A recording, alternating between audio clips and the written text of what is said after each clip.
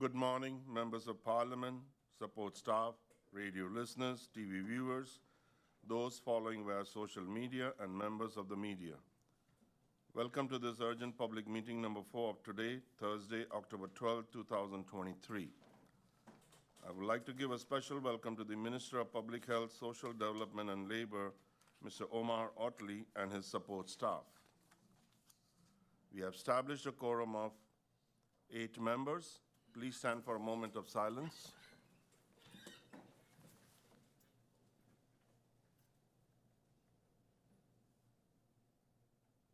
Thank you.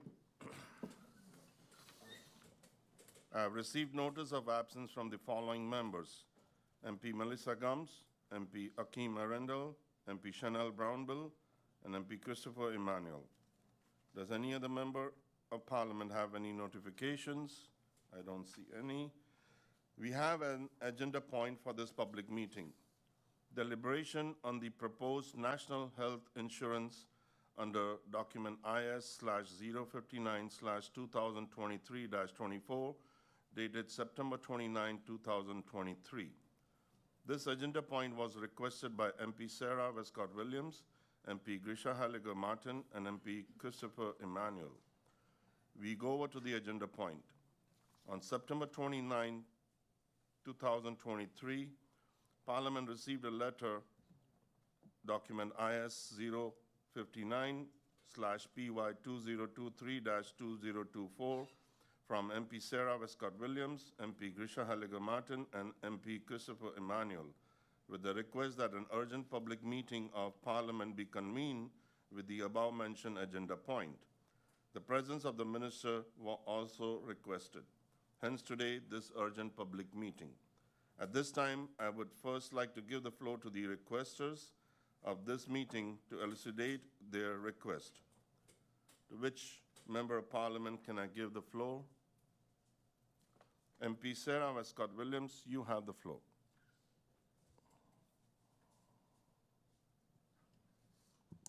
Thank you, Mr. Chairman, and good morning to you, a good morning to my colleagues, a good morning to all tuned into this meeting, those here in the Parliament building, as well as those tuned in online. A special good morning and welcome to the Minister of VSA, the representatives of SZV, and the other persons supporting the Minister in this meeting. Just briefly, Mr. Chairman, because I don't think that a request to hear an update from the Minister on GHI, under whichever name we choose to call it, that needs much elucidation. Suffice it to say that according to information provided to the Parliament of St. Martin, the General Health Insurance, universally called Universal Health Care, or UHC, is supposed to go into effect on St. Martin on the 1st of January 2024. That would mean in the next approximately 10 weeks, this law would have been passed and gone into effect. Parliament, at least this member of Parliament, is not in receipt of anything looking like the draft law. Yes, we have received several presentations by the Minister on general health insurance for St. Martin, supposed to be universal medical coverage for St. Martin. If I just go by the website of the Council of Advice, as far as I have been able to determine, that draft law is not there yet either. If it is, I stand to be corrected. But at least online, it cannot be ascertained that the law has been sent to the Council of Advice. That would mean that the Council of Advice needs to be given the time to react to this law, give their advice, and then the Council of Ministers will have to react to the advice of the Council of Advice. And then, with all of that, it should come to Parliament. I hope that it is not the expectation that in the 3rd week of December, for example, This law is put to Parliament, and members of Parliament are expected to go along with it because all of the reasons would be mentioned, such as the finances of the funds that are involved. Given what I've just described, it behooves the minister to provide an update on where this law is at the moment and what are some of the main considerations in the law. And I will leave my precise questions for when the opportunity is granted to question the minister. I thank you, Mr. Chairman. Thank you, MP Sarah Wescot-Williams. I would like to give the floor to the Minister of Public Health, Social Development and Labor, Mr. Omar Otley, for his opening remarks and presentation. Minister, you have the floor.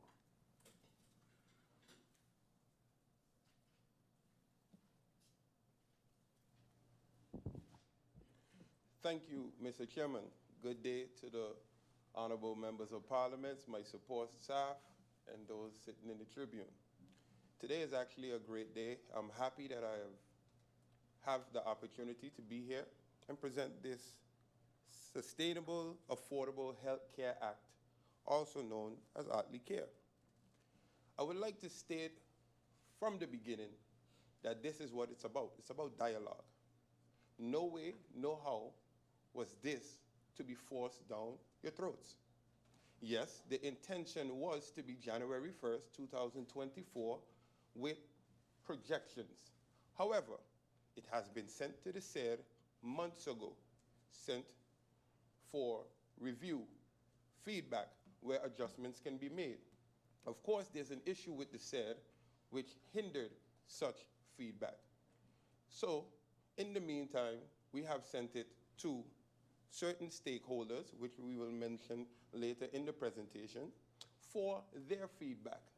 We have seen many aggression taking place, whether it's on radio, Facebook, wherever it may be, about this policy, this legislation. However, there's no need for such aggression because we are in the process of obtaining your feedback so that we can apply it to this legislation. So to clarify, the intention was to be implemented by January 1st, 2024. However, we have an issue with the SAD that hinders this. So therefore, the projection does not look quite feasible. So the idea that we are forcing it down the throats of the public of St. Martin is absolutely not true. So without further ado, I would like to present the presentation. So we have here the Sustainable Affordable Health Care Act. As stated, sustainable because it embodies solutions for the current unsustainable financial situation. Affordable because the premium percentage can remain the same for an improved package.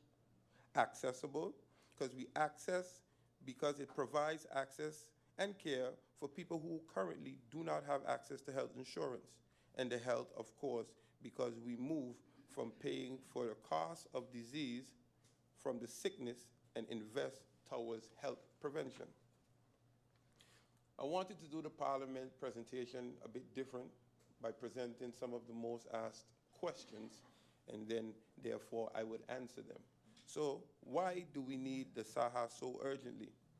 Well, the cost of care is growing sharply because new technology development, which is what we want because they provide us with a longer and healthier life. However, the treatments are more expensive and the group of elderly needing care grows. The premium income cannot be increased with the same rate. That would make health insurance unaffordable and would have a too big impact on the buying power.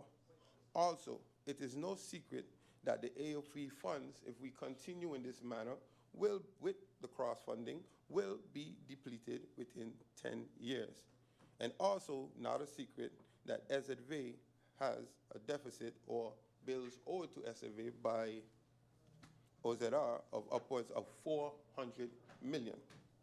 Move to the next slide. So, is SAHA just to fix an unsustainable situation? No.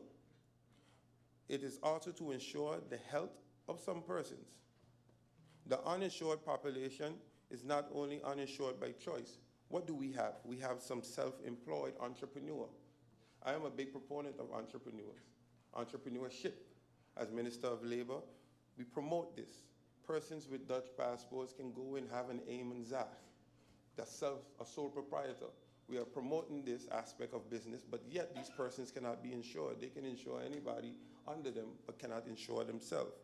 We have those, we have your gardeners, you have your cleaning ladies, we have the bus drivers, we have the taxi drivers who may not be in the association, and many more entrepreneurs that are Dutch residents and are really trying and cannot be insured to take care of themselves. Also, what do we have? We have the 60-plussers. These are persons who are not qualified for pay cards, and right now, we insure them on a humanitarian basis. This is a humanitarian basis, but now we are trying to formalize this process, because if we don't, then we would have a majority of our seniors not insured. Persons with pre-existing conditions. Persons with pre-existing conditions have issues entering a private insurance, but we do not do any screening. We take you as you are. So those persons with pre-existing conditions can be insured under us. Next slide. So that previous slide was part of ensuring that a majority of our working population can indeed be insured. Here we have one of the burning issues. Will the premiums be higher? No drastic changes in the premium will be necessary. So I present to you, the members of Parliament and the viewing and listening public, the top left-hand corner. Here we see the current premiums compared to the SAHA, compared to what we say business as usual, with what means the act that will have to be taken if we do not go ahead with this SAHA. So at the moment, for private sector employees, your premiums are 5.7. That is what is being paid. Was the presentation sent? I see. Okay. 5.7. With the SAHA, your premiums will not increase. You are subjected to pay the same 5.7. If we do not take any course of action, in order for the fund to be sustainable, SZV is calculating an increase to 8.1 in private sector employee premiums. So at the moment, there's no increase in premium for the private sector employees.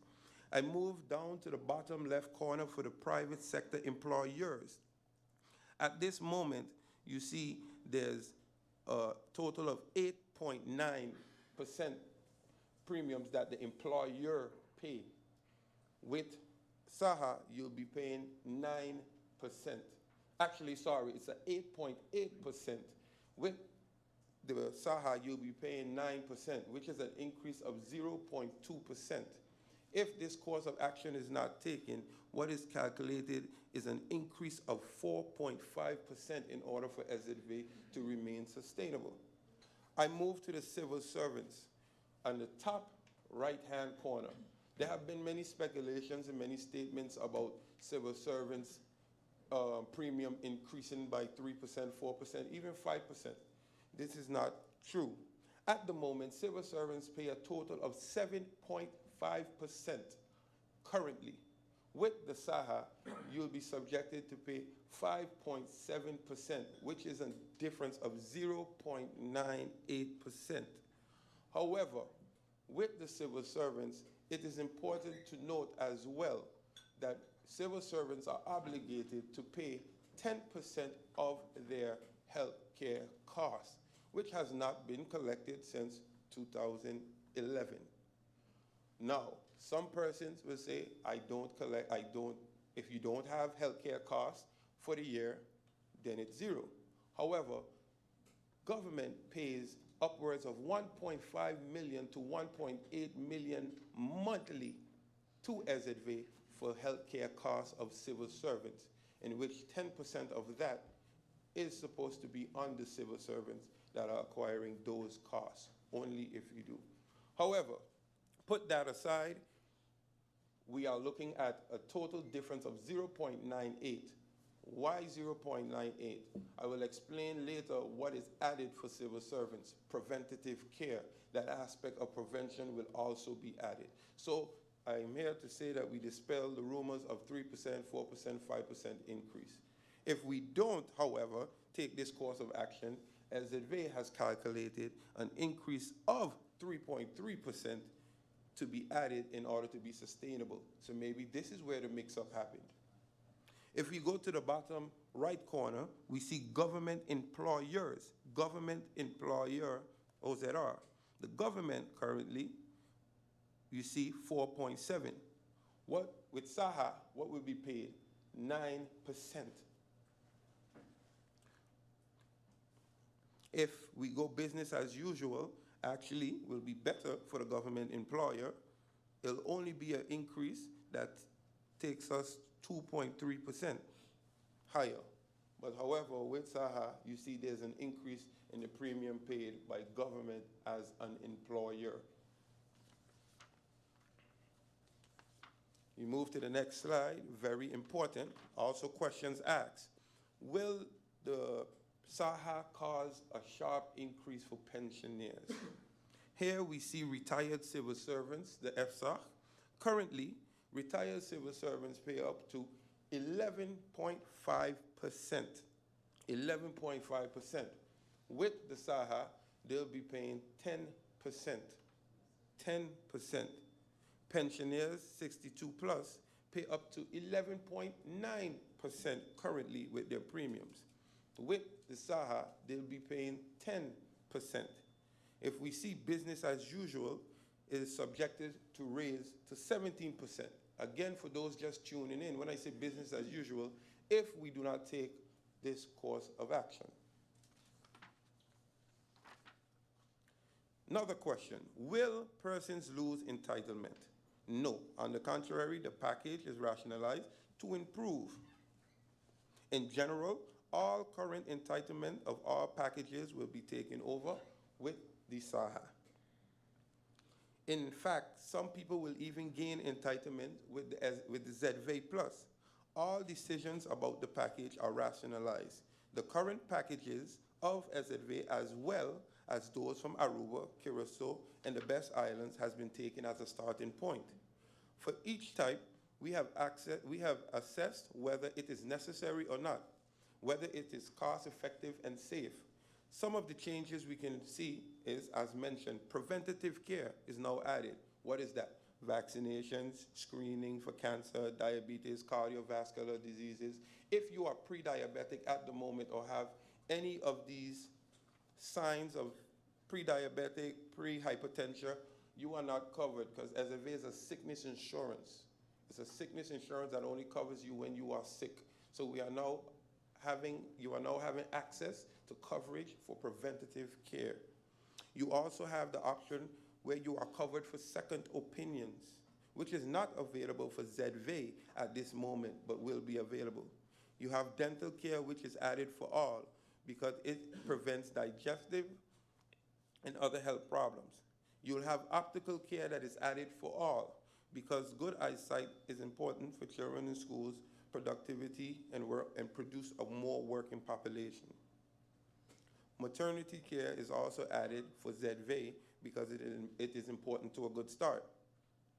Anti-conception will be covered to prevent the cost or the burden of unplanned pregnancy. This was also something that was received by questions by members of parliament before on anti-conception being covered. Sounds too good to be true. How will the financial situation improve without premium increase? Currently, almost all costs are already covered by SZV. The change will make sure that a larger part of these costs will be covered by the premiums. Co-insurance persons will pay a premium now. Uninsured persons, as we stated, like bus drivers, taxi drivers, entrepreneurs. When I say entrepreneurs, sole proprietors will now be added. Civil servants will now pay premium on head of cost. At this moment, if you are a civil servant, your spouse, if they're working, they can be covered under you. So that is part of the separation that will happen under this package. Everyone will be, once you have an income, you will be required to pay your own premium. However, if you have no income, you will still be covered under your spouse, because X% of zero is zero. Your kids will not be forced to pay their own premium. That will be handled on the part of the government. Who will be eligible for SAHA? As explained, all residents of St. Martin, as well as non-documented persons who pay taxes of labor above 20 hours a week. I have went into the speculations already. I have went into who will be involved, who is not insured at this moment, and their ability to be insured. So let's move. This is the next question. Next slide. This is something that came up a lot. Is there opt-out possibility? Yes, for those persons, those high earners that enjoy their private insurance, there is an opt-out possibility.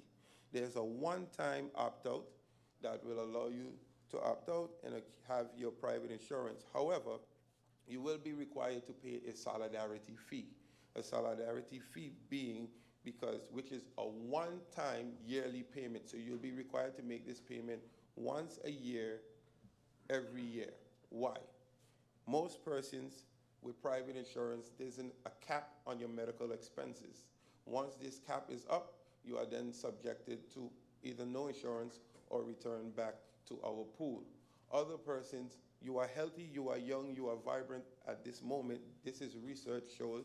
Once persons reach a certain age or have pre-existing conditions, they are no longer eligible for the private insurance, and now it ends up on SZV. So there is an opportunity to opt out. However, once persons opt out, you will be accepted back in if need be, but you won't have another opportunity to opt out again. The opt-out amount will be based on such as a calculation as your RVBZ, which is paid already separately. So we'll use that percentage and range in which we have had discussions with the unions on who will come back with a viable amount, and we will see what can be done or where we can meet each other in the middle. That's part of our dialogue and discussion that was held with the amount. Next. How do we prevent people from taking advantage? Undocumented persons that work under 20 hours a week, seasonal work, they'll be prevented from people having fake or small jobs. So you have to work basically more than 20 hours a week. So you're not just gonna come and say, okay, I'm here on the island, I have a job, I'm working less than 20 hours a week, I want this insurance, because then that will create advantage and a collapse on the same system we are trying to save. Steps to prevent medical migration. There'll be a waiting time for expensive care for newly insured persons. Newly insured persons means persons that are not and have not ever been registered on St. Martin. You will be, if you are working, you will receive care, but there'll be an assessment done where it pertains to like cancer treatment and those type of stuff. Persons who have never contributed in the funds of St. Martin, who have never worked in St. Martin, you won't be able to just come and say, I want to come to St. Martin, work to get care for my treatment. So you will be able to get care, but there'll be an assessment done to see if you were having treatment before, where you were staying, et cetera, et cetera. Next slide. One of the burning questions and the burning rumors is that there will be no longer SZV. SZV will be no longer. There will be SZV, and SZV will manage. So when we say that, persons ask, can SZV manage this fund, manage the SAHA? And I can confidently say I think they can, because SZV has been established at the end of 2010 and has made significant improvement, especially over the past years. I'm happy to say that while I'm blessed to be in the seat under my leadership, SZV the last 2 years, 2021 and 2022, USZV was able to obtain and maintain an unqualified auditor's report for its financial statement following continuous improvement and reporting process. So it is important and demonstrable progress has been made with S.A. So I can confidently say S.A. will be able to handle such. One of the many questions that we get as well, why don't we learn from Aruba and Curacao? We have taken the lessons learned from Aruba and Curacao.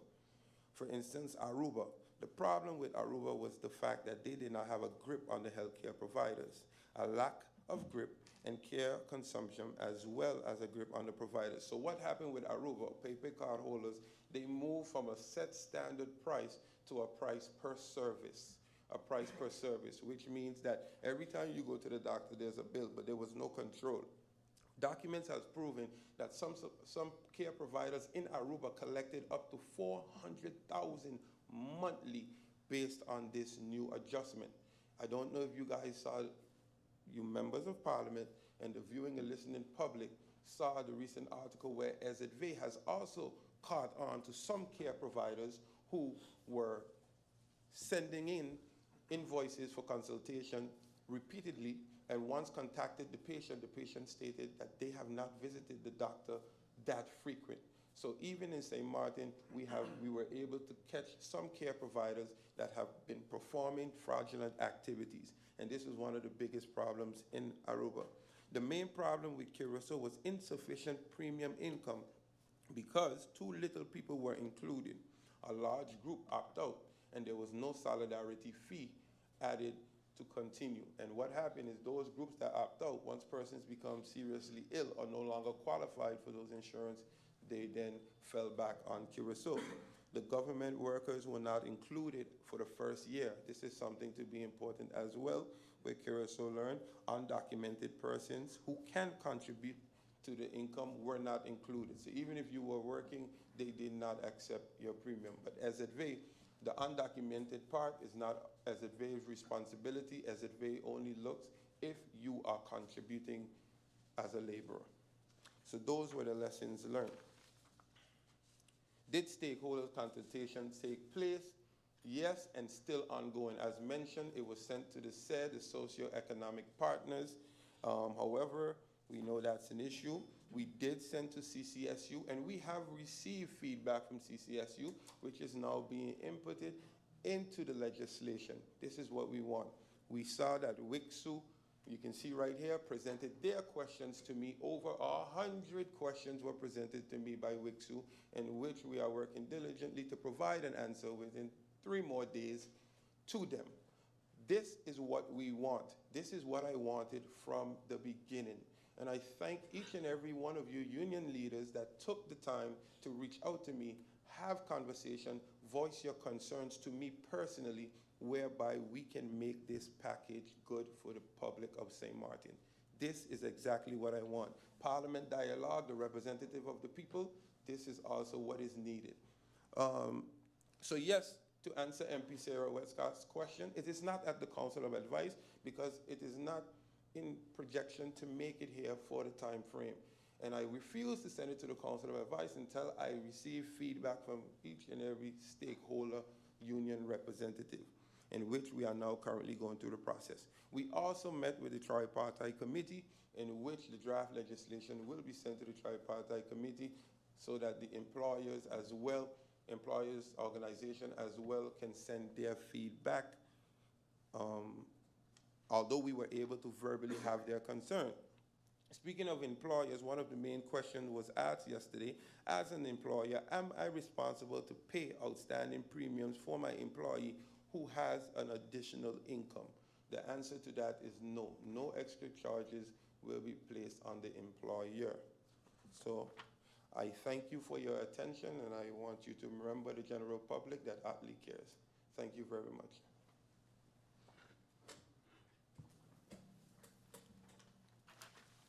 Thank you, Minister Otley. Members of Parliament, the allotted speaking time is 20 minutes in the first round and 10 minutes in the second round. According to the speakers list, I see MP Sarah Wescot-Williams is signed in. MP Wescott, you have the floor.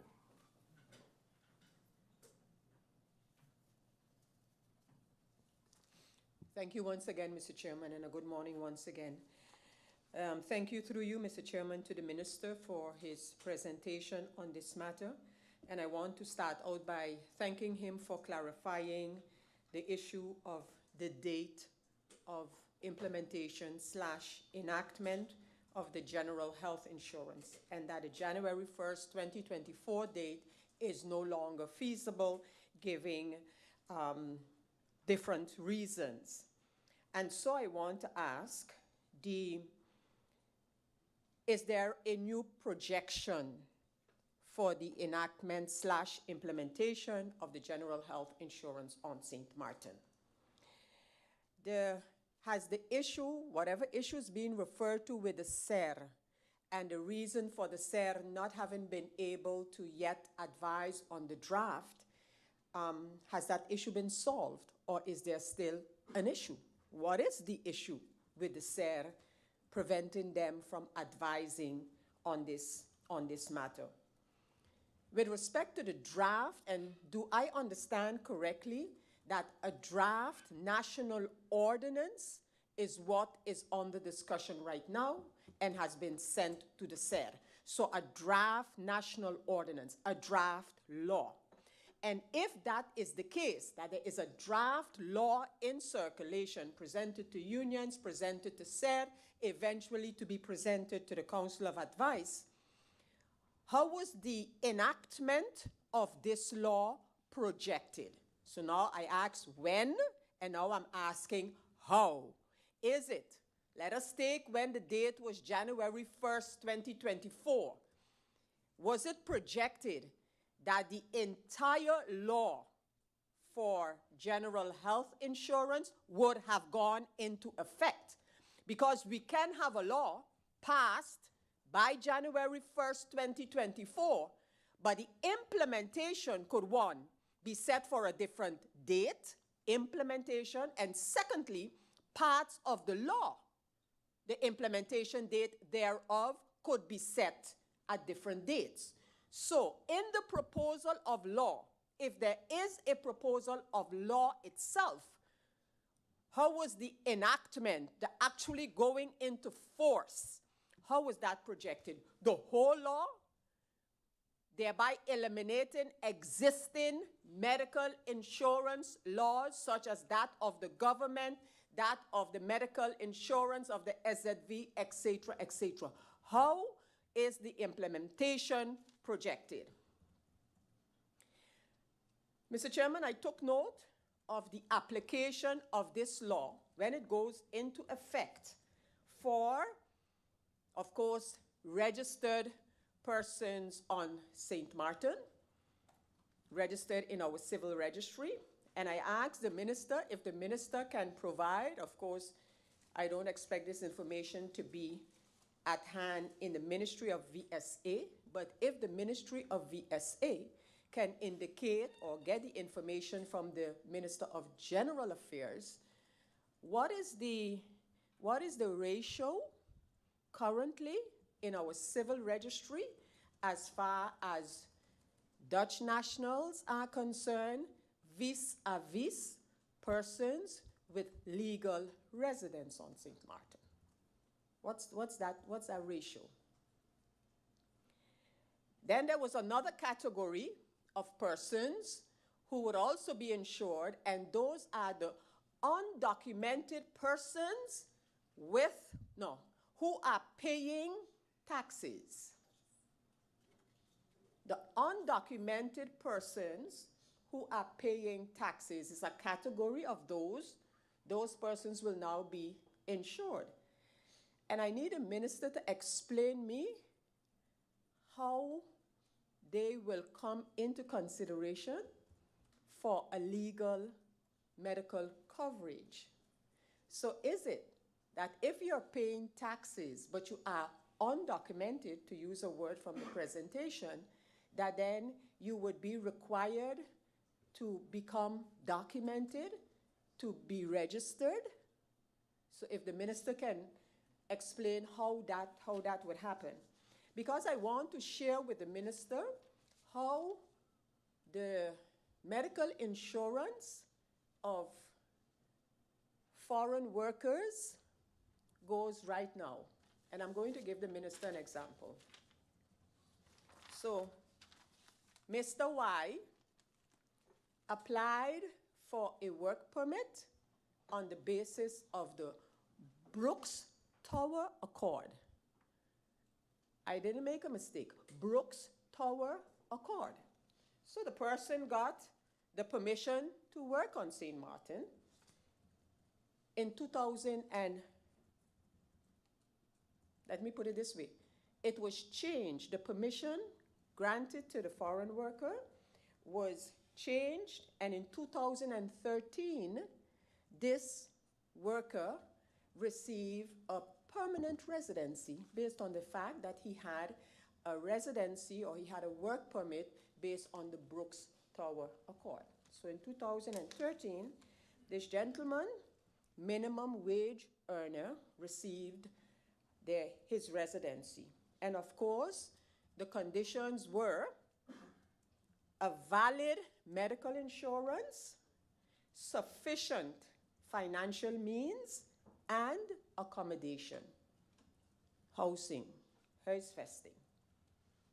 So this person is walking around with a nearly completed residency permit. Who checks? Who checks whether these conditions have been met? That the person is insured. And this is one who has a nearly completed residency. But that's not all. We're talking a minimum wage earner. Then the minimum wage earner with a foreign work permit sends in for his wife. So his wife gets permission as the wife of the minimum wage earner. And that person is told, the wife is told, you will get this permit, you can get this permit, we'll give you this permit, but what you need, of course, you need to show your deposit, a valid visa, a return passage, and a medical insurance for 1 year, shown when you lastly reach on St. Martin, and a so-called Keuringskaart. So the wife now of this minimum wage earner, who is now trying to assist the husband with the income, and is probably less than a minimum wage earner, maybe working less than 20 hours a week, and this person is required to have a medical insurance. Can't get it by the SZV naturally, so this person is expected to go and get a private insurance. 2 minimum wage earners. 2 minimum wage earners. How is that right now within our justice and VSA ministries regulated? So what happens? Husband has a nearly completed residency permit, permanent residency. Wife has an intention to be given a residency permit, but can't afford medical insurance. Can't afford medical insurance because they're supposed to have a private medical insurance. So how will these type of situations, given the category of paying taxes but not registered in the system yet, how will that work? When it's a problem right now, how will it work? So I would like the minister to address the issue of the foreign work permit holders now in terms of their medical insurance and in the future with the GHI. Did the minister get, or does the minister have, again, I realize it's not a minister's purview, but I'm sure the minister is aware of the status of the population census that has, is, will be taking place. What's the status? Do we have any results of such yet? There was a pilot. Did we get anything from the pilot? I know also that the ministry is conducting its STEPS survey. But in the meantime, while we're waiting for results from the STEPS survey to find out probably how healthy or not is St. Martin, we do have a NCD strategic plan. Where does this fit in what is being proposed now? I saw the announcement by the Ministry of upcoming symposium, I believe it is. But do we not have sufficient data to take the priority decisions that need to be taken as far as healthcare is concerned, is my question.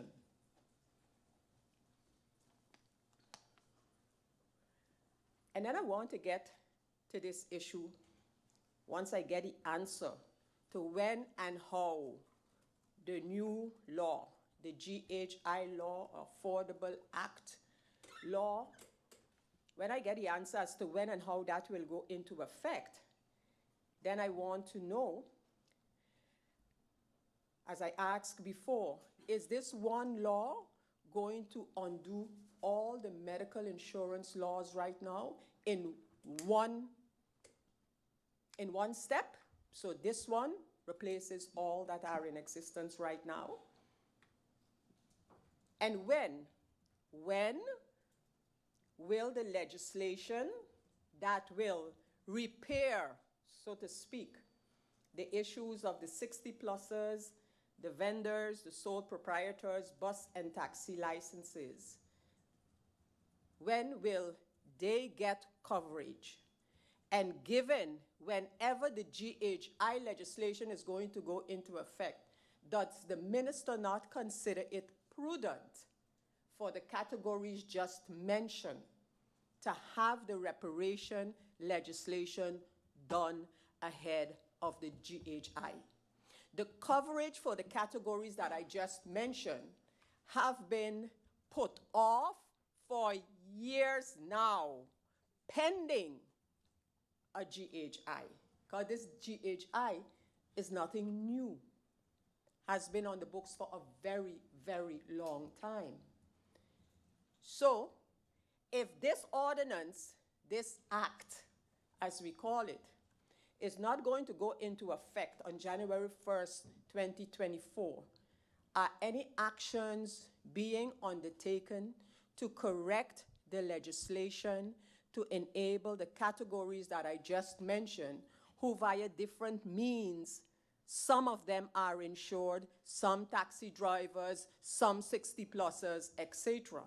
And does the minister not think that it does not require rocket science to include in the current legislation via an amendment those who are excluded right now, is my question. If the law, or whatever document has been shared with SARE, etc., if that is in the form of a national ordinance, draft national ordinance, how does the financial paragraph, which must be included in the draft ordinance, how does that look? How does the financial paragraph of this draft law looks? There is one fund managed by the SZV which is doing okay. AVBZ, Extraordinary Medical Cost for Chronic Illnesses.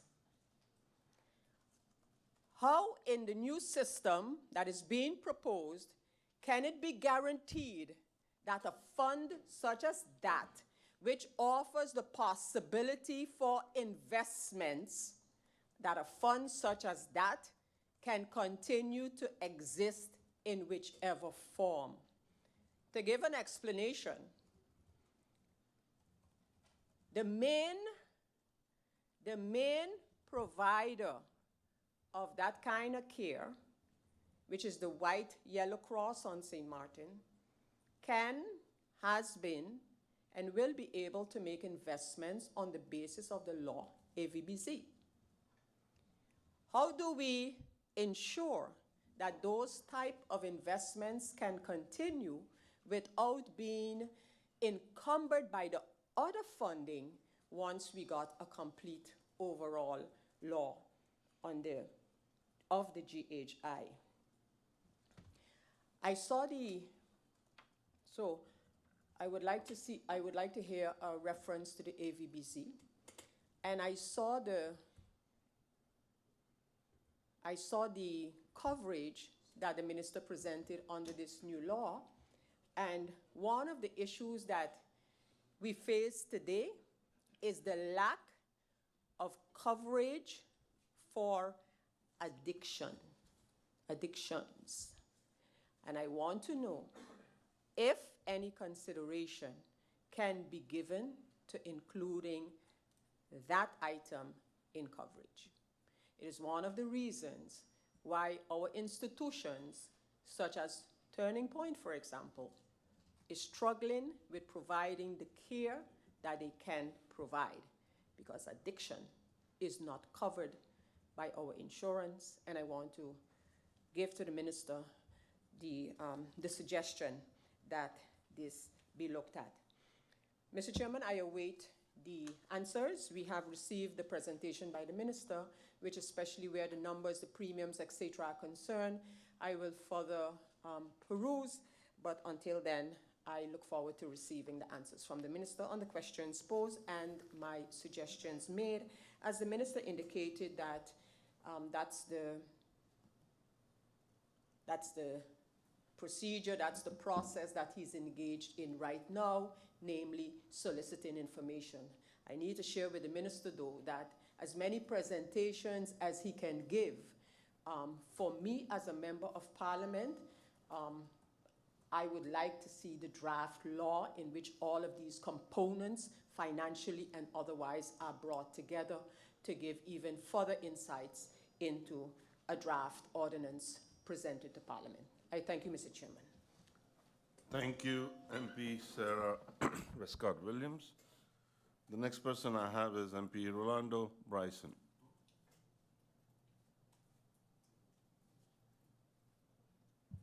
MP Bryson, you have the floor. Thank you, Mr. Chairman. Good morning to you, my colleague members of Parliament, the Secretary General, and a special good morning to the Minister and his colleagues, those within the Tribune, thank you for being here, and those following by various forms of media. Mr. Chairman, I think this was a very insightful presentation, one that was very predictive in terms of what a lot of the questions may have been coming and arising from such in-depth healthcare reform, something that has been pending, really, you should say, from the turn of 2009 into 10-10-10. The ideal situation would have been is that St. Martin would have also transitioned from a Netherlands Antilles to a country with its own healthcare reform, but we did not do that. Like many things within that transition, there were other things that still had to be done over time. We're dealing with the police, we're dealing with a lot of those situations. This healthcare reform, the system that we have now that was basically a copy-paste of the SVB system into this with a few minor adjustments, does not necessarily fit for St. Martin. What I see here we're doing is something that's tailor-made for St. Martin, to the benefit of the people of our country. Something that we have seen many attempts over the years by various ministers and various governments to reach as far as we have today, that now information is shared with Parliament, stakeholders have the opportunity to now be involved, give feedback, further adjustments if necessary can be made. They can then go to the Council of Advice and then to the Parliament of St. Martin. That is, I would say, a beautiful legislative trajectory in how we should handle things. Not necessarily just saying, this is the way we're going to do it and that's it. Dialogue, consultation, advice, you know, and that is something that is very commendable. That we don't just have tunnel vision to say, we're going to just get this done by this date. And no, when adjustments have to be made, we take those adjustments seriously. We inform the Parliament of St. Martin. I think that's a very, very good approach from the Minister today. So I would like to thank him for that. Mr. Chairman, I think one of the things that we've also observed that has helped us get this far is that there were a couple, let's say I would recall from, let's say, 2018 to 2020, during that governing period, where an attempt was made for an NHI or GHI or whatever, but there were a couple controversial items that were almost deal breakers for especially the business community. One such of those was the issue of raising the limit and who should fall under this. And what we did is that now that was handled separately by the government and by the Parliament of St. Martin. It was better understood by the business community, by private insurers, how they can still be involved, and that part has been handled. And other aspects that maybe not even involving the Parliament of St. Martin, but on a decree level or a national decree level, etc., those other quick fixes that will probably be, from what I see in the presentation, incorporated into the new Otley Cares, those steps had to be made as well. And that was also an approach that I enjoyed as a member of Parliament, being able to handle those individual aspects that some found a little controversial on an individual level. And now today we see that the business community, the society, and everyone has adjusted to those new norms, paving the way for the final reform that's necessary, or the major reform that's necessary to our healthcare system. That's what I read from where the next step that we have coming to Parliament. And that is also very important for us to recognize, that the Parliament also had that role in being able to interact with the minister and say, Minister, I think you need to break this up into different areas and bring this in a phased approach. And that's where also the stability of the government, allowing the minister all this time, because you can't do that if your government will fall every year. But the minister has had the time to be able to handle this entire approach to reforming our healthcare system with the peace of mind that the Parliament of St. Martin has a majority that will continue to support his work. So that is also some important context that I want to bring. Mr. Chairman, when you look at the term Otley Cares, you know why I like it?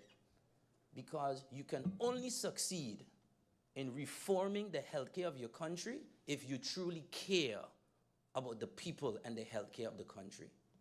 Because a lot of the issues in the past, why this sort of reform couldn't happen, is because when I'm sitting here as an opposition member and I see internal bickering about all kind of pettiness and nonsense, I realize at that point, these people really don't care about the health of the people of St. Martin. They just care about their own ideas and so on. So you don't care. But what we have here is a minister that truly cared. And that is so important. Care enough to say, unions, you're right. Let me hear your concerns. Let me not put those aside. Give me your questions. Give me 3 days, you'll get your answers.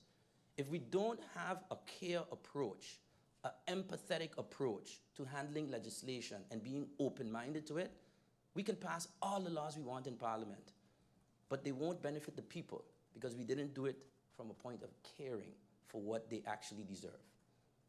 And I think that's also very important part of this healthcare reform process that I very much appreciate. When I look at the content that was given today, Mr. Chairman, a lot of I guess the number one concern that one would have when they hear of a new healthcare system is premiums. And I think already a minister kind of seeing that this would have been one of the top questions, 3 slides into the presentation, put those notions to rest with very clear numbers and calculations that there is no drastic changes to the premium levels, both on a private sector level and on a civil servant level in terms of that. Now, with regards to there being an approximate 1% increase, I think we do realize when you compare that to what if we remain within this current system, what it could possibly be, what we're actually doing is preventing a much worse situation for generations down the line. Because what we have right now is no longer sustainable. That's a fact. We've read the General Audit Chamber reports. We've read the CFD reports. We've had those interactions. We cannot continue on the path we were going. What I would say, and this doesn't really maybe fall directly under the Minister of PY2023-2024, but as a government as a whole, simultaneously, I would like for them to keep in mind that while being able to provide all of this additional healthcare benefits, preventative healthcare, dental, optical, second opinions, all of these extra things that I'm sure many of the civil servants will appreciate, we have to also recognize that there are other areas within the civil service in terms of their position, in terms of people still being on envelope scales and so on. 1% to get all of this is fine, but what they actually want is those personnel issues to be addressed. So that I just want to make as a statement that we don't lose focus on the benefit that they're going to get as a result of this, but if we compound this without addressing the individual issues within the various ministries, then yes, you're going to have a certain level of frustration. Kind of like what I pointed out in the GB meeting yesterday, that at the end of the day, these are the people that have to execute the work. So take care of them. Looking at the presentation, another very important point that was brought up, and it's something that I hear sometimes has been mentioned as a concern, that, oh, are people going to flock to St. Martin because they want this health care? Mr. Chairman, based on what I've understood in terms of the migration rules and where we see migration coming into St. Martin for the benefit of health care, it is not to the Dutch side of St. Martin. It is to the French side.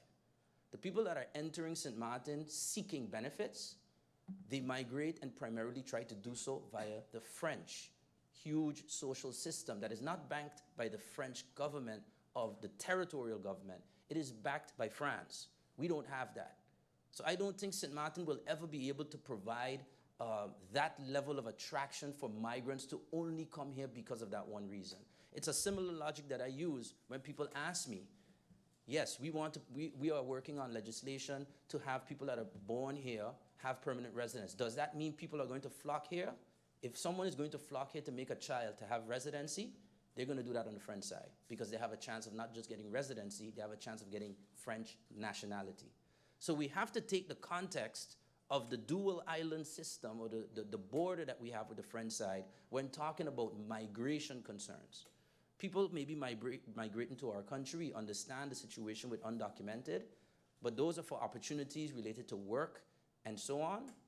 But I do not predict, and I think the minister has also even instituted safeguards in the event that such a thing would happen to make sure that that is not an issue. When also interesting to note, and I echo that sentiment from the minister as well regarding the SZV's ability to continue to do so.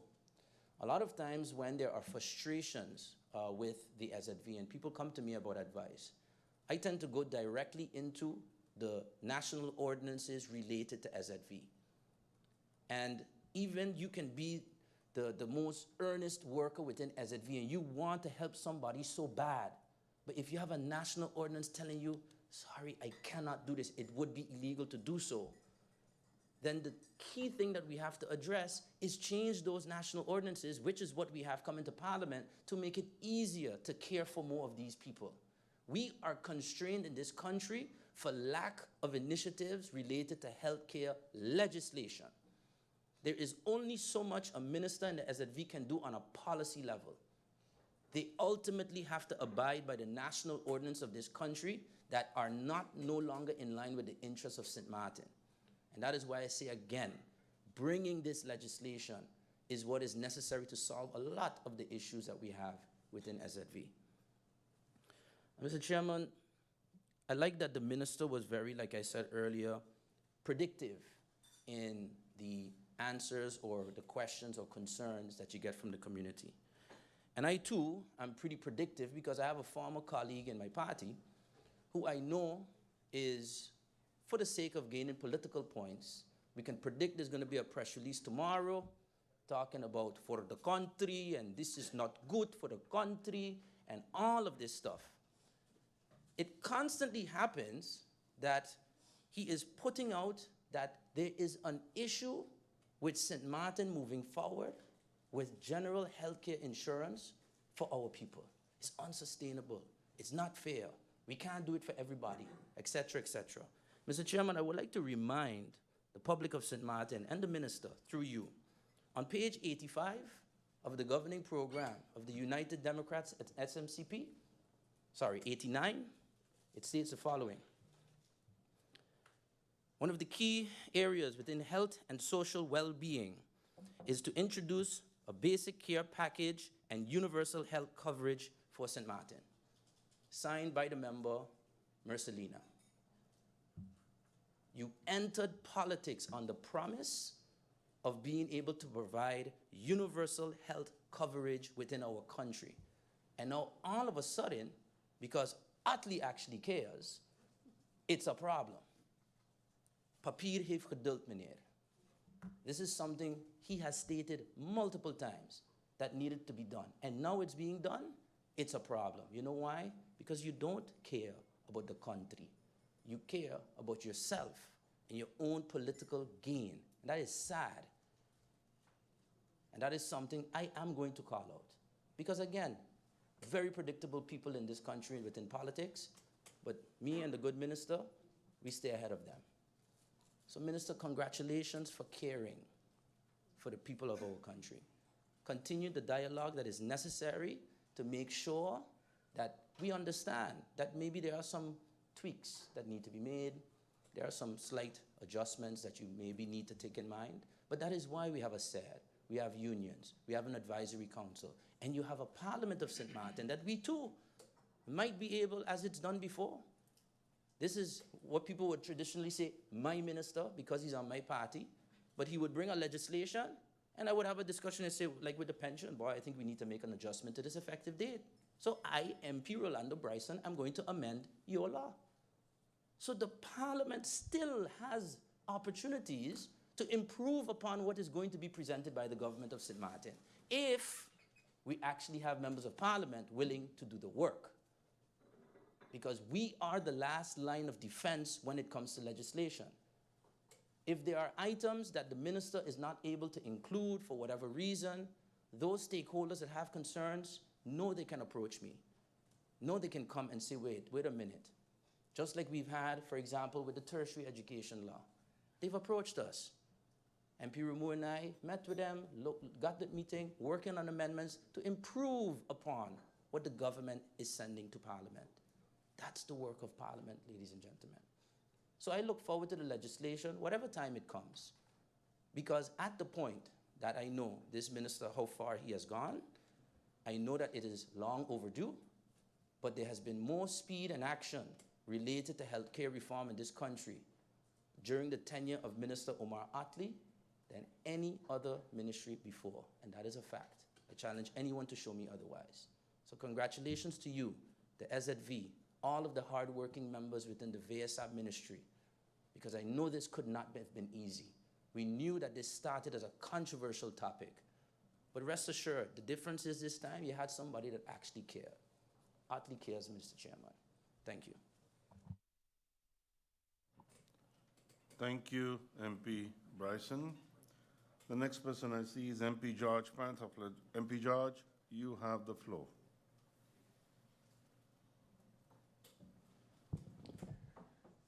Good morning, Mr. Chairman, my colleagues in Parliament, our Minister of VSI, Mr. Attlee, and his support staff, persons sitting in the tribune, those who are viewing or probably listening by the available medium. Mr. Chairman, let me just start by thanking the Minister for the presentation. And I'm extremely happy to hear that a halt has been put on this matter until those who are concerned about what is being placed within this law is discussed to their satisfaction. Mr. Chairman, my personal remark, first and foremost, if I continue on the other points that I want to bring up, it always amazes me, Mr. Chairman, that with the advance of technology, in whatever field, but in this case, in the medical field, one would have think or thought that cost would go down. But cost always goes up. And it amazes me, Mr. Chairman, because when technology advances, mostly what happens is people who work in that field lose their job because, let me put it this way, AI takes over. So I am always flabbergasted by technology advancing. Discoveries are made in healthcare, but instead of the price going down, the prices continue to increase. It's amazing, Mr. Chairman. Mr. Chairman, a lot was said by my two colleagues before me. Healthcare is needed by everyone. healthcare is needed or is there for everyone. But reality is, not everyone can afford healthcare. And I believe it is good to do our utmost, and I believe Article 16 of our Constitution states that persons should be taken care of equally, no matter race, no matter nationality. So it's there. It is our responsibility, based on the Constitution, to do so. But Mr. Chairman, the matter of sustainable health care is important, but I don't only look at the issue of it being available, but I look at the issue of it being affordable. You see, because the reality is that I might go into the pharmacy and there's a particular medication that is not covered by SZV. But a senior citizen who has a small income has to still pay for it, Mr. Chairman. And that, I think, has to be looked at seriously. It has to be looked at. Because they too need to be cared for, Mr. Chairman. I myself am a senior, but I'm not that far as yet that I have to do that to that extent.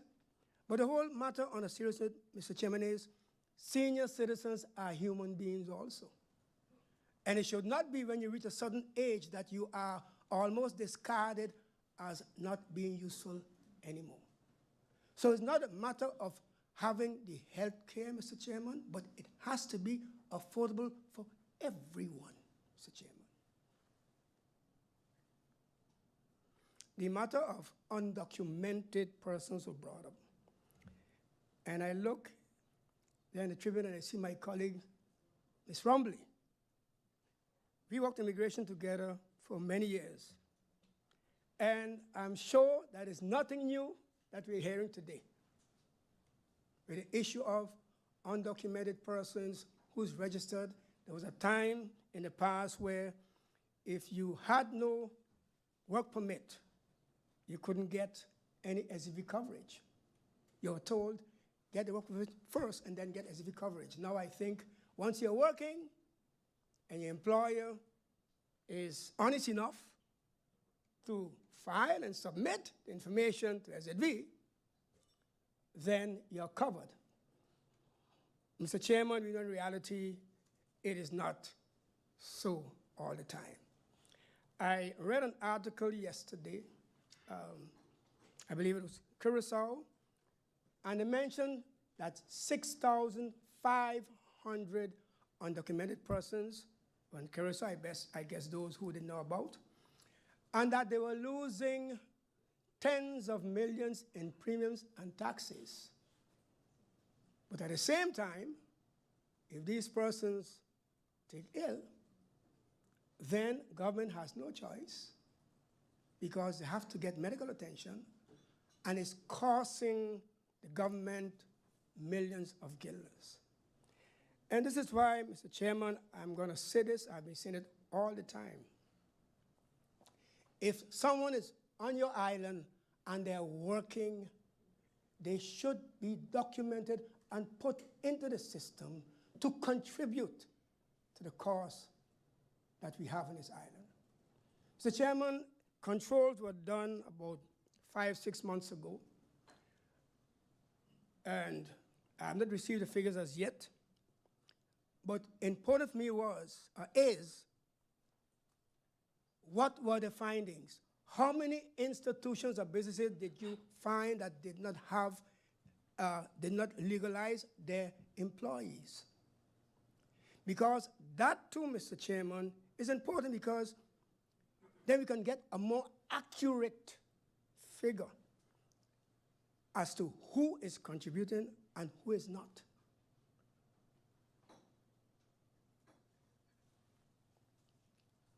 Mr. Chairman, mention was made of a solidarity fee.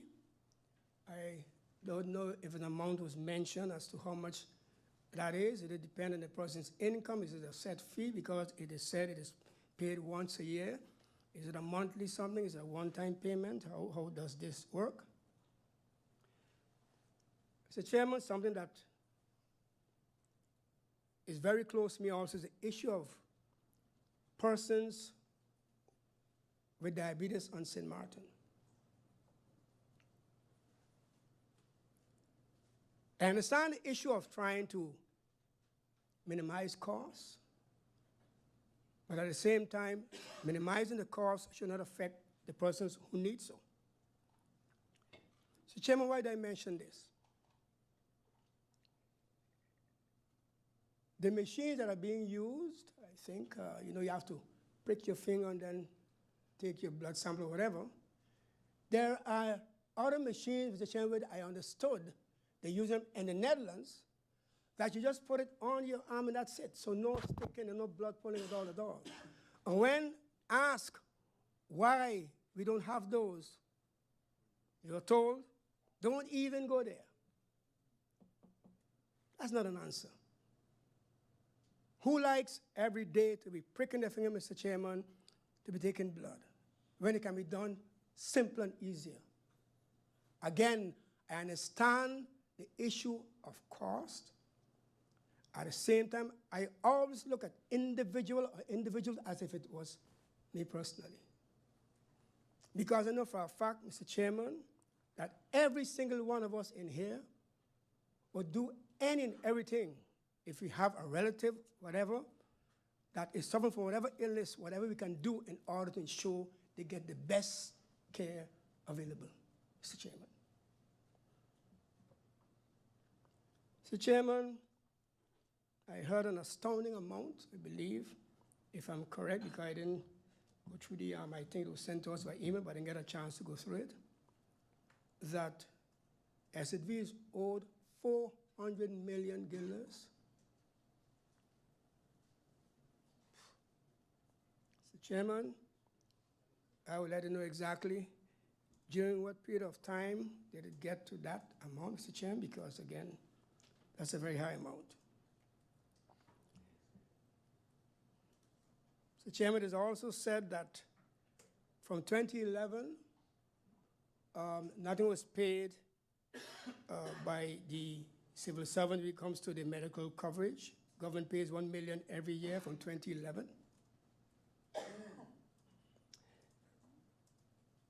Mr. Chairman,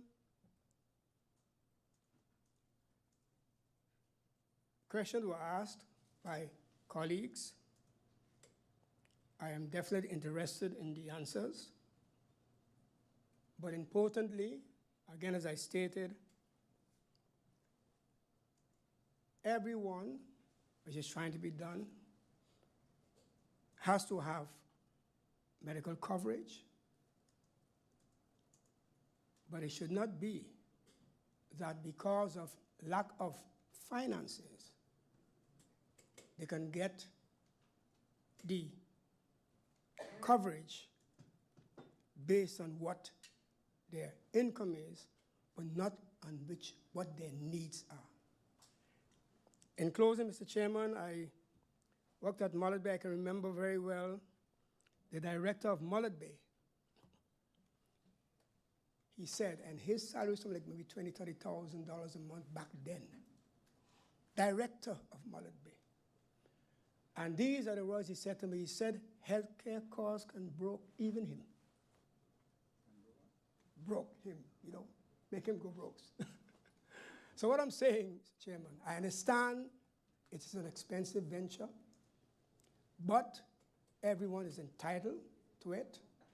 And I said I was closing, but something came to mind. I saw a presentation 2019 by the Universal Healthcare Forum. And Mr. Chairman, when I listened, it is said that in the next 10 years or so, they will need, and I won't want to say the figure incorrectly, I know the financial figure was high. They said $10 trillion. And I think either 1 or 10 million nurses, because they already know diabetes, cancer, and so on will increase.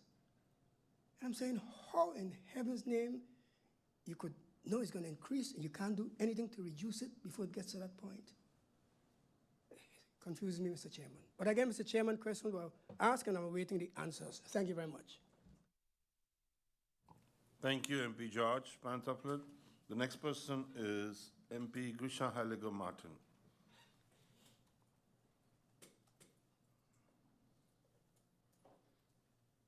MP Grisha, you have the floor. Thank you, Mr. Chairman. A pleasant good morning to you. A pleasant good morning to the Minister, his support staff, Mr. Carty of SZV. Pleasant good morning to those visiting in the Tribune and those listening and viewing online.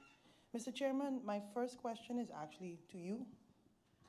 I would like to know, I was recently informed that 2 days ago, WICSU submitted the questions that they submitted, also the exact same day they submitted to the Minister, the 100 plus questions to Parliament. I don't see it on the P drive, and I would like to know if it was booked in, Mr. Chairman. That's very important for me because, as stated before, it's 100 plus questions, and I don't want to be asking the same questions over. And I also made note that the answers to those questions are supposed to be returned, be submitted to WICSU in 5 working days. So I'll also look forward to the answers to those questions, and I won't be asking much questions based on that, Mr. Chairman. Mr. Chairman, my main concern with this with the National Health Insurance is mainly the sustainability. My question through you, Mr. Chairman, to the Minister is how can this government or how can the Minister guarantee the sustainability of the healthcare, even with those that don't have a steady income? How is that going to be guaranteed? How is the sustainability of this healthcare? How is it going to be guaranteed?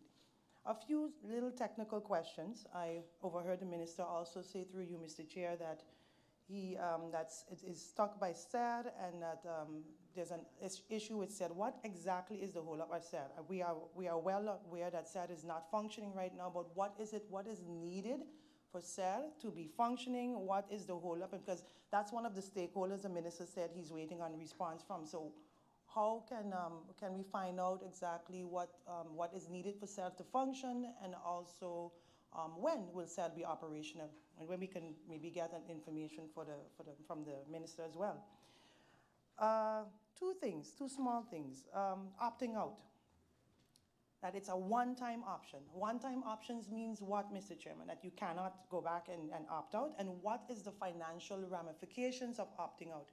How much would a manager have to pay? What's the fee assigned with opting out for the employee and for the owner of the business? And lastly, I also overheard MP, well, he's not here right now, but MP Pantaflet mentioning something along the lines of businesses not having registered their employees for medical. I mean, this is an ongoing thing, as we all know. But my question through you, Mr. Chairman, is actually to, I don't know, the government or to the Minister. What is the Labor Affairs doing to combat this? Because here I have, a couple of weeks ago, a person called me. She said, I'm pregnant. My boss is not going to renew my contract, but I never received SZV. I called SZV, and SZV said I'm not in the system. What happens then? Does SZV sounds the alarm to the Labor Department? What are we doing to combat this? And are they because I mean, that's the first thing usually they do. They run to SZV, say, here, I need my SZV, and SZV say, you're not in the system. But I work for ABC. What would SZV do with that information? Would SZV sound the alarm to the Labor Department? And is there something being done to combat this? And with that, Mr. Chairman, I'll await your response on the booking in of those 100 plus questions. And I'm not sure how long this meeting would go on, but I just wanted to briefly, most importantly for me, is to see the response to those 100 plus questions so that I can see if I can maybe rebuttal with some questions, provided that's if this meeting continues next week. Thank you, Mr. Chairman. Thank you, MP Heyliger-Marten. I just confirmed with Griffith about the questions it's been received and they're being booked in. So as soon as it is released, it will be out to all the members of parliament. The next person I have is MP Rumu. MP Angelique Rumu, you have the floor. Thank you, Mr. Chairman. A pleasant good morning to you. A pleasant good morning to our honorable minister here present with us, his support staff, those persons visiting in the tribune, the listening and the viewing public. Before I continue, Mr. Chairman, I would like to state that we've been notified that there's a possibility that we are not live on air. Can you just clarify that, Mr. Chairman?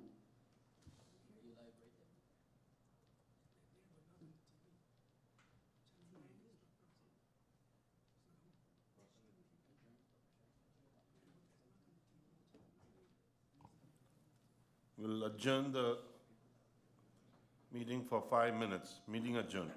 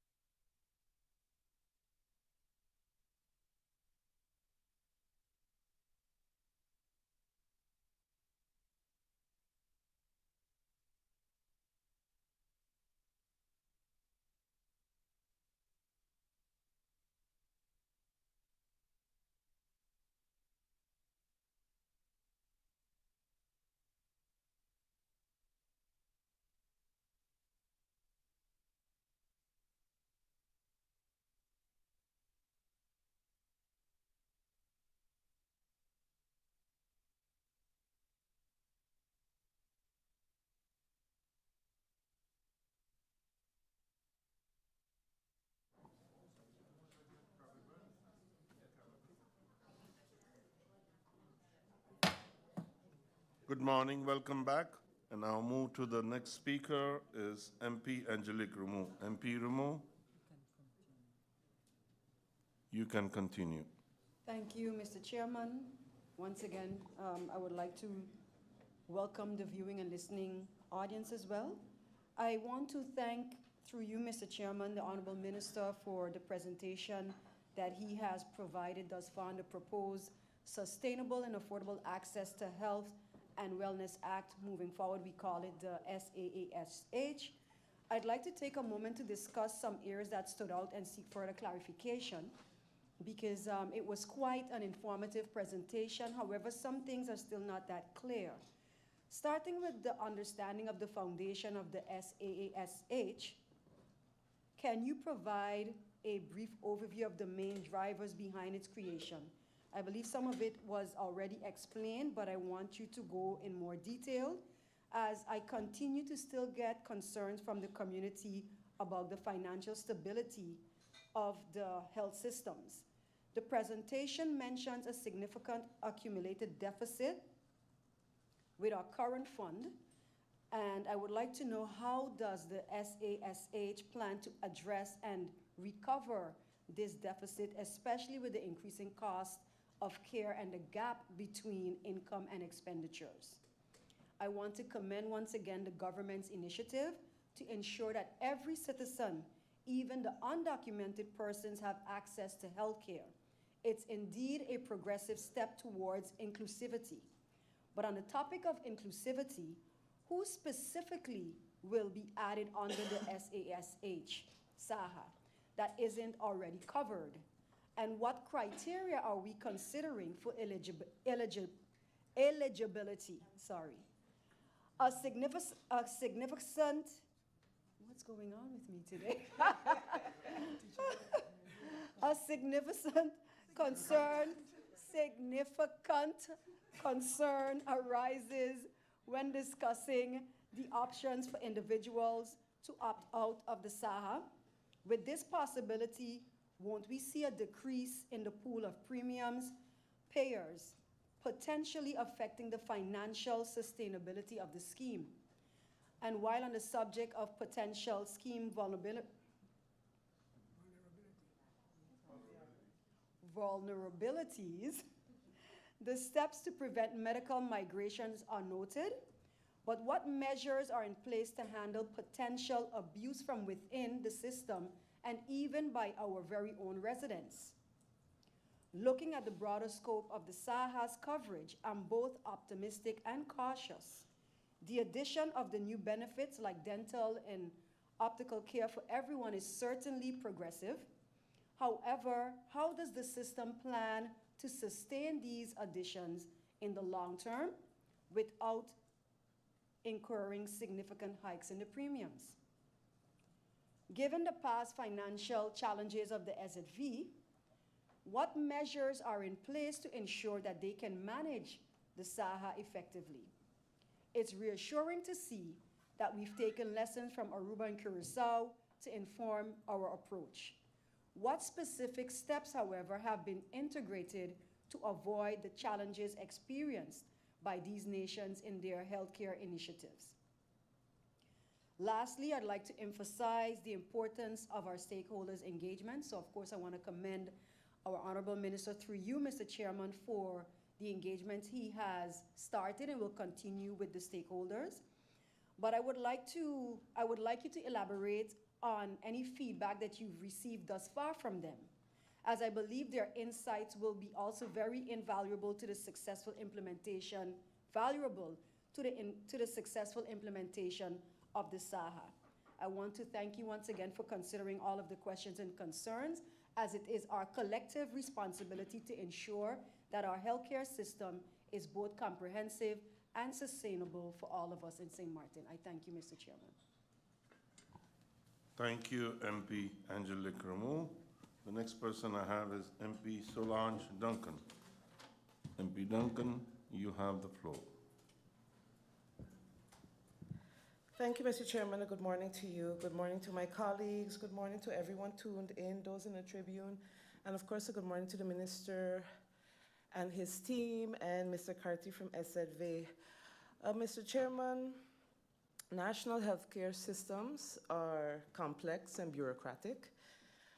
We would say, though, that they are, in general, according to my research, more beneficial to the population than, let's say, the systems that the United States use, right? We hear horror stories of people literally dying because they cannot afford to access healthcare. So, in theory, this system is supposed to be more beneficial to our population.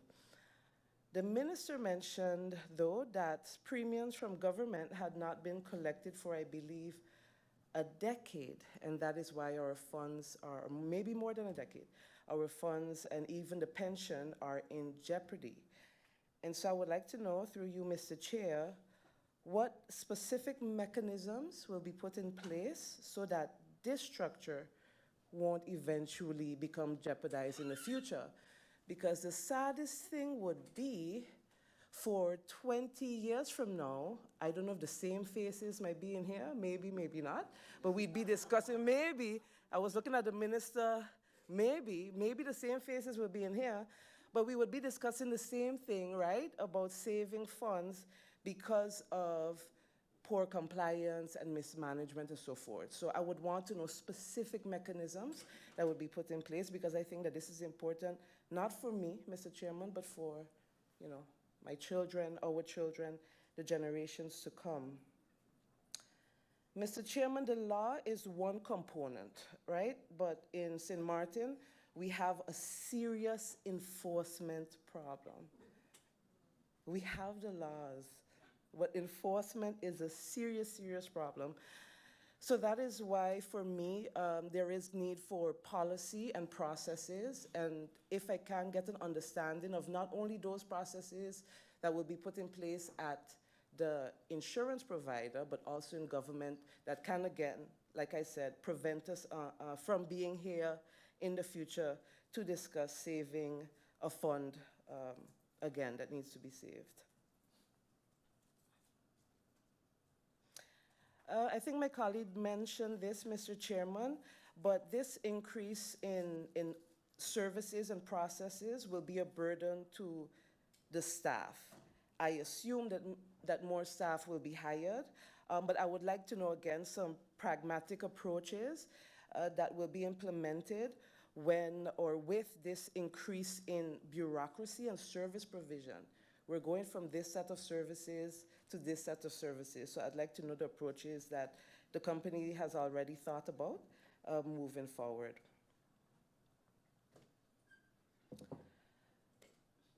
Mr. Chairman, you know, women face, in my opinion, more issues concerning their health and wellness. You know, we are the ones that are lucky enough to bear children. And so I was happy to see that maternity care and anti-conception has been included in the package. And so I just wanted a little bit more details from the minister about the coverage. So does that include all birth control? And does it also include access to abortions, although we know that's an issue? But I would like to know more in detail the increase in access for women and their health and wellness.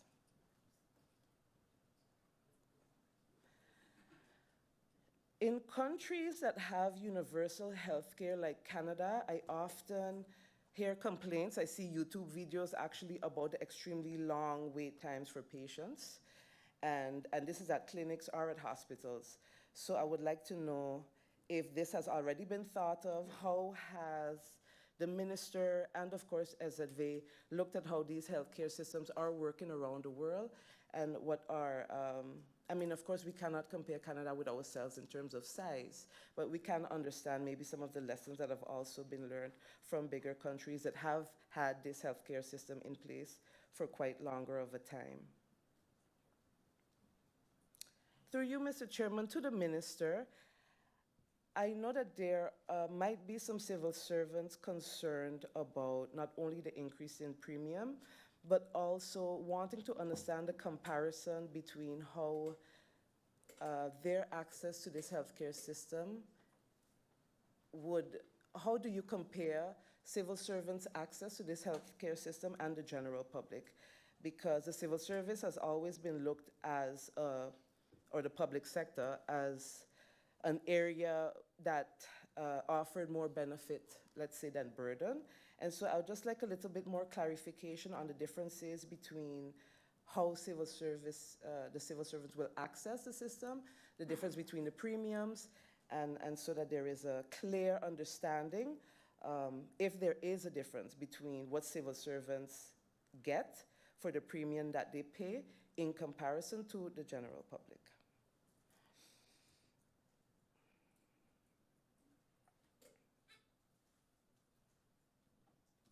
Mr. Chairman, public perception has generally been negative about healthcare on St. Martin in general. And this isn't pointing fingers towards anyone in particular. You can hear horror stories about the hospital, about doctors, about SZV, about everywhere. Healthcare in St. Martin in general is looked at through a negative lens.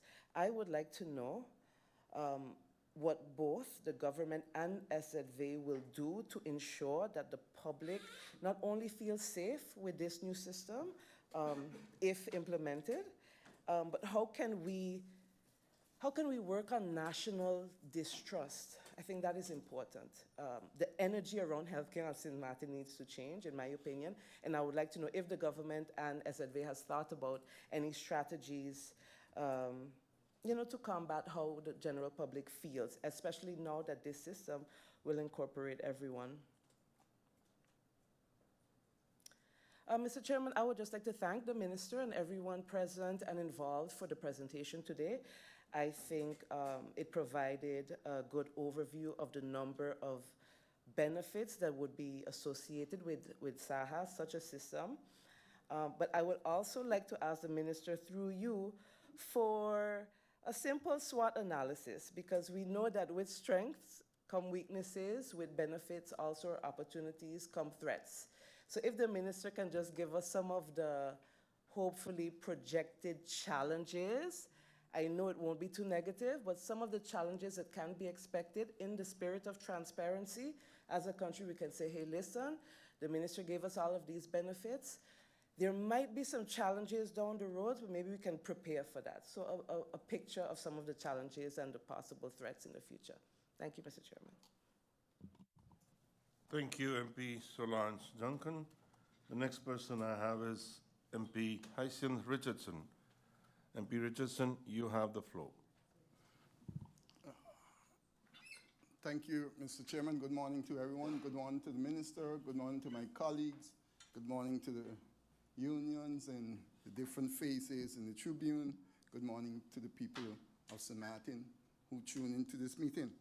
Mr. Chairman, this is a good thing for St. Martin. Universal health care is very important for St. Martin. Prior to me, someone else, some other commissioner worked on this health care. Then 2009, September, and prior to September, we had all the expertise here and so forth dealing with this health care. So I believe we should have quality, affordable health care and medication for all citizens. But how would this work? How would this be sustainable? The strategies of the financial aspect or component is what will make this viable. And this is the caution to us as a people, to our institution. The strategies for the financial sustainability is very important for this institution in the future. If that don't work, then it goes belly up. So therefore, there's supposed to be a certain amount of the funds to be invested to keep this a viable institution. For instance, we all have heard about Obamacare. Obamacare, when he was about to implement it or start discussing it and what have you, he looked at the areas of junk food to tax, to put an extra tax on the junk food in order to help the system. If we look not too far from here, Cuba, when Castro came up with their health care, they did something extremely important. They came up with a pharmaceutical industry and tag it with their general health insurance. This, in other words, to make it strong and viable. This is what we have to do. We have to think out of the box, and we have to be innovative. For instance, someday here, I was just thinking, I hope the next St. Martin to invent lights from cars from affecting our senior eyes and people who have problems with eyes. It will be wonderful to see us St. Martin work on this, to be innovative and come up with this idea and make sure we set the stage in the world, not just marginalizing ourselves to St. Martin or the Caribbean alone. We have to be stage-minded of the world. And this is the direction we need to go. I, too, would like to see the areas of the humanitarian part. What is this healthcare going to do for the humanitarian part? Because there's people who would never be able to be insured, and then those persons will need something to take care of them when they become ill. So I want to know to the government at this present moment, did they also take this into consideration, or those persons will stay in an institution and left to die?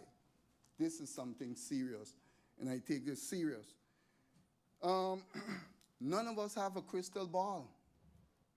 This is the key here. None of us have a crystal ball what will happen in the next year, 2 years, 5 years from now, and know exactly how it's going to be. So it's unpredictable in universal health care.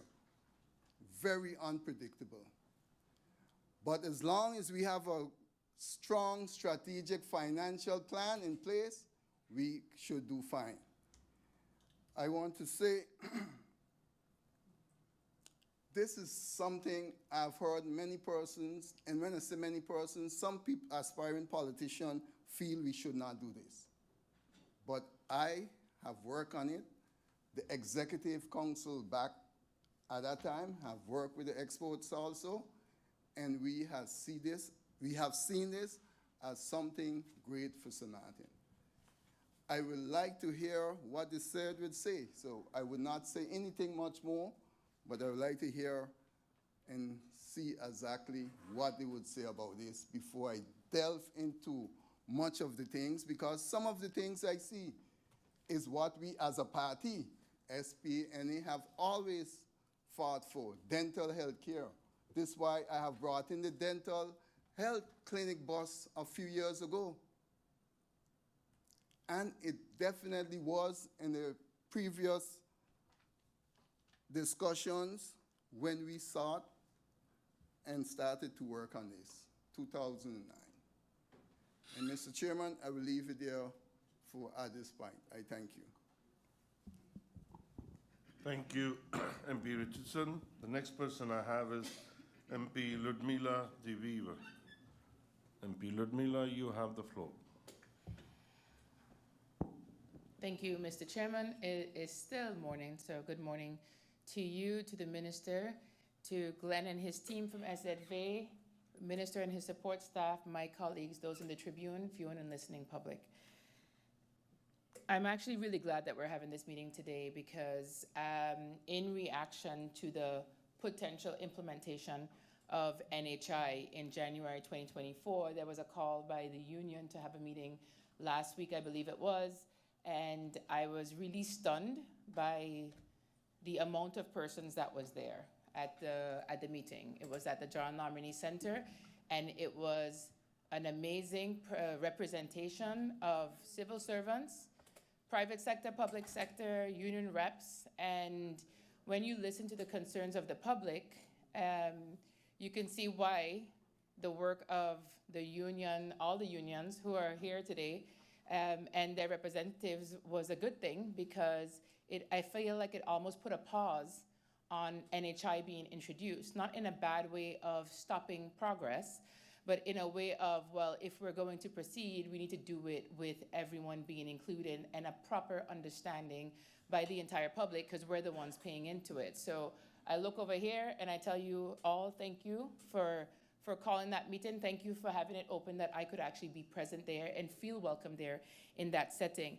And anyone who paid attention, because I think it was public, I think they broadcasted it, you see that there is a lot of concern over costs. There's a lot of uncertainty over what's going to be covered. There is a lot of concern that was even brought up by senior citizens in terms of pensions. And all that said to me at the end of the day is the information that is dispersed to the public is insufficient.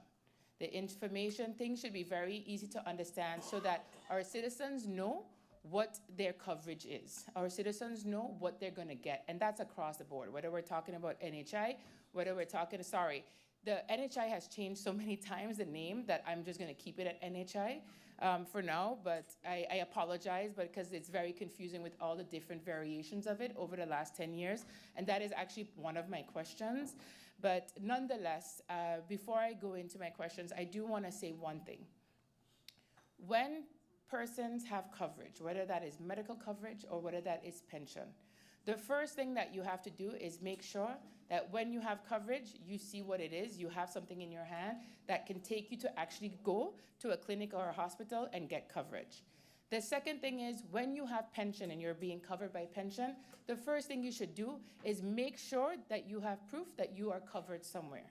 That's just a general comment I wanted to say, because most people don't really take the time to see that what their benefits are, that it exists, and they are assured of something coming to them when the time comes for them to call on their insurance, their medical insurance, or their pension.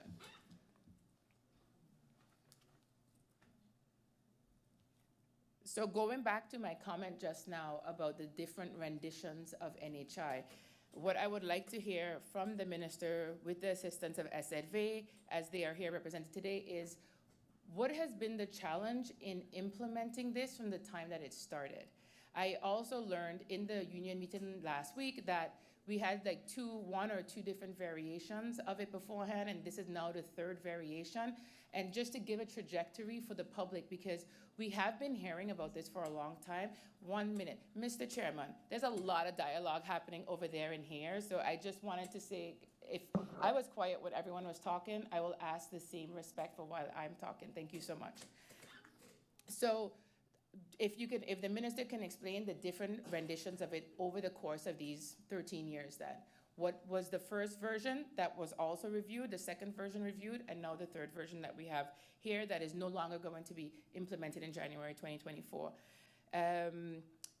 There's some things that I know that we have in terms of documents, but I'm just gonna go and read out all the questions and also provide them in writing to the minister. I would like to request the financials of SZV over the last 5 years, as well as their last 2 budgets, so that they're all compiled in one package. If it's possible, I would like to see each fund separately, AOV, AVBZ, OZ, and ZV. What is the impact since SZV has raised the salary cap to include higher wage earners? Could I see a business plan of the NHI, please? In addition to the change that would potentially happen in our medical insurance and our healthcare, I would like to know if there is a summary of all of the complaints that have been compiled for SZV. And if that exists, how are we going to deal with those complaints going forward? I do not need proprietary confidential information from patients, but there is a resounding sort of theme that's happening with SZV over the years where, we have costs or care that is done off island. Persons are then receiving care here because we're then providing that service. But what's happening is we have a really big issue with the quality of care in terms of the doctors here, because there's a constant change in the medical practitioners. And when it comes to cancer treatment, and they're familiar with this because I have spoken to persons from SZV beforehand, when we're talking about cancer treatment, when your oncologist changes every 3 months, that actually adds to the stress of a cancer patient who's in remission. So those are my questions that are coming from the public, from cancer survivors, that I need to make sure get out here today, because also this is impacting our universal health care, NHI, whatever you want to call it.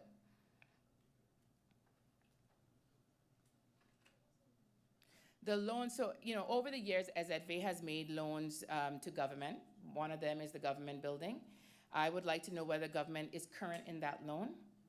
I would also like to know if government is also current in the payments for their civil servants. Has the Ministry of VSL looked at amending any laws that would avoid insurance companies from discriminating against people with pre-existing conditions? The minister mentioned this earlier on, and I want to just say something that normally in some countries, when you get private insurance and you can get private insurance on a pre-existing condition, but it costs you a lot of money, a lot more. So is that something that's going to be a possibility here? Because I know that we are trying to avoid costs, but when it comes to private care, is it something that the ministry or government is looking at potentially saying, is this allowed at a higher cost? Is SZV, now these might seem somewhat repetitive or redundant. I am asking this for overall public awareness of how SZV operates their funds. So please have patience with this. Is SZV using a schommel fund right now? This was proposed before. Because some of the accounts were being depleted, they were considering using funds from the other accounts. For example, if the ZV-OV funds were depleted, SZV could tap into the AOV or AVBZ funds to supplement the loss. Again, at that union meeting, you had certain persons within the crowd that know a lot about how the funds operate. So one of the interesting things that was being said was about the AVBZ funds. Again, when the answers do come back to me, Mr. Chairman, I would kindly request that they are really clear in their answer. If legislation exists, if there's a possibility of them going into AVBZ funds, or if it's restricted.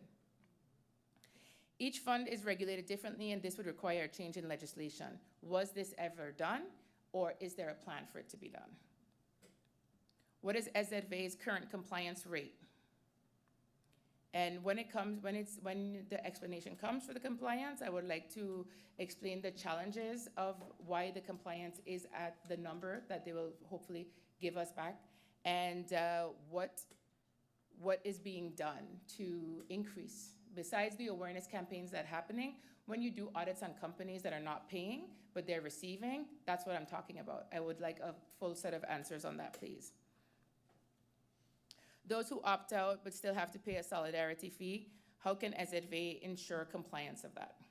Again, if it was answered, I apologize, because it was very difficult to follow the presentation this morning while the minister was talking, because it was, to try to go through it, because we didn't get it. It wasn't downloading for us properly. So we do have, I mentioned this briefly, I'm going to bring it up again. We have employers that pay in to SZV. We have employers that don't pay in to SZV. We have employers that, for the most part, take those deductions from employees. So I would like to know, how are we ensuring that those employees are covered and actually paid into SZV? Because you also hear a lot of those stories happening of the deductions being paid, but it wasn't done, it wasn't sent over to the pension or to SZV funds. I started off my questions with that because it is something that is actually very, very prevalent and happening continuously. That is it. Mr. Chairman, thank you. Thank you, MP De Weaver. The next person I have is MP Rayon Peterson. MP Peterson, you have the floor.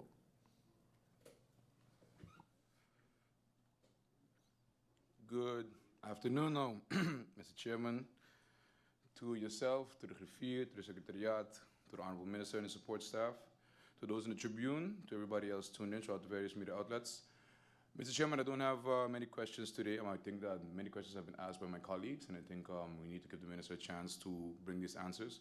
Although, Mr. Chairman, we did receive a document in Parliament dated the 10th of October, 2023, and it's a letter from the unions and a board of the unions. And I did understand throughout the presentation that the minister did have stakeholder meetings, where there was a back and forth, and I think it was about 200 questions asked. But the letter that we have received 2 days ago is a letter of protest from these unions, and in that letter, they have concerns, they have questions. One of the questions is that why, after the SARE gave 2 negative advices, are we still trying to implement this NHI? So there's also another document that they have that's containing signatures, and I quote, signatures confirming the content of this letter and the demand to halt the implementation of this Healthcare Act in its present status of unclarity. So I just had the question to you, Mr. Chairman, if the minister could also give the answer to the unions that he is going to provide. I think the unions gave him a couple of days to answer. That these answers also be sent to us before we go into the answering of these questions in the next meeting. Thank you, Mr. Chairman. Thank you, MP Peterson. I don't see anyone else want to speak. So I'll adjourn for 3 minutes to discuss with the minister how he wants to come back. Meeting adjourned till 12:15.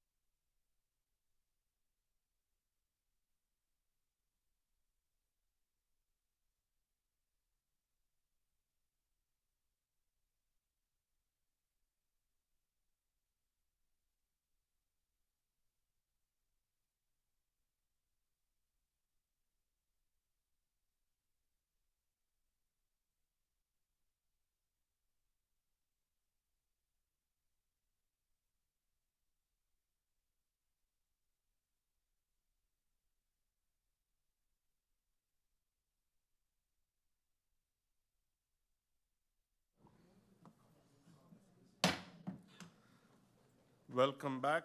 And after discussing with the minister, he requires 2 weeks. So the next meeting week, we'll have answers. And I just checked with Griffey, and she was checking it upstairs. The set of the missing questions, they are being scanned again because the first one was not a great one. So they are going to be doing it now, and we should be receiving it by today, hopefully. Thank you. Minister, if you want to have any closing remarks. Thank you, Mr. Chairman. Thank you to the honorable members of parliament and those union representatives sitting in the tribune. Definitely, as I stated before, this meeting is a meeting that I really appreciate as it brings clarity to the public of St. Martin. I look forward to answering your questions and any clarifications thereafter. I also look forward to presenting the unions with their hundreds of questions and providing clarity. But it is dialogue, and I think all of these questions will make this legislation at the end legislation that is truly, truly for the people of St. Martin. So thank you very much. Thank you, Minister. With this, we will adjourn the meeting for 2 weeks. Meeting adjourned.